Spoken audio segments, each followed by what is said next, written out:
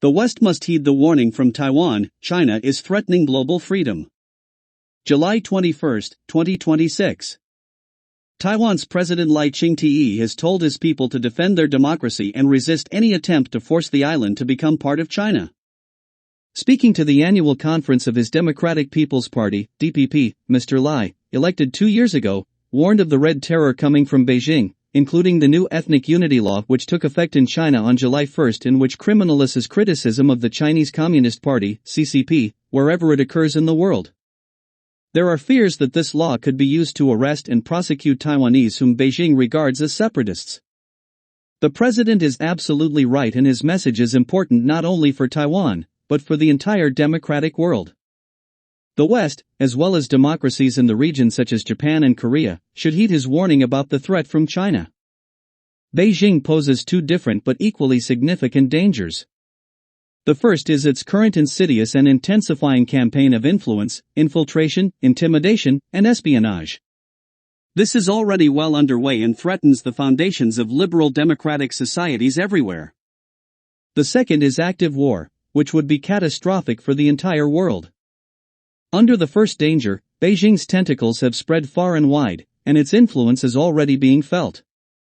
In Britain, we have had alleged Chinese spies in Parliament, cyber attacks on the Electoral Commission and the Ministry of Defense, interference with academic freedom in our universities, and a campaign of mounting transnational repression against critics of the CCP.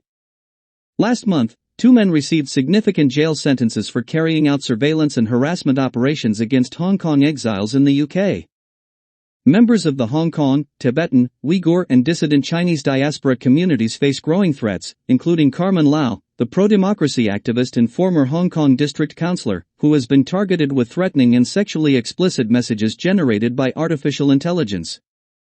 Even I have had threats, as I have described in the Telegraph before.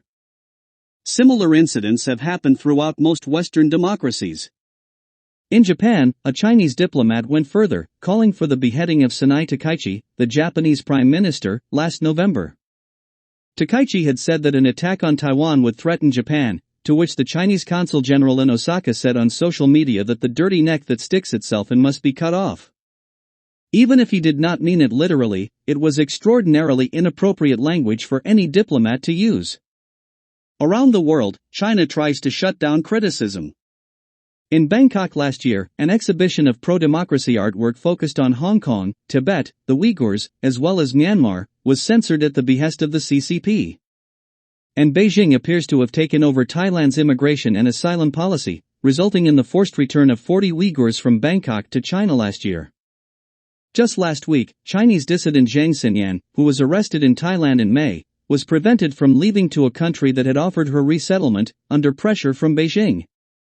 These are just some of the ways in which the CCP is already posing a threat to freedom, democracy, and the rule of law worldwide. Taiwan is in the top 20 world economic powerhouses, as an exporter and importer, and ranks as the world's 5th freest economy. But most significantly, it is the undisputed nerve center of the global digital economy. Over 60% of the world's semiconductors, and over 90% of the world's most advanced microchips, are produced in Taiwan. A war in the Taiwan Strait could shut down our computers, mobile phones and all the devices upon which so much of modern life and work depend, and crash the global economy. By a Telegraph story by Benedict Rogers.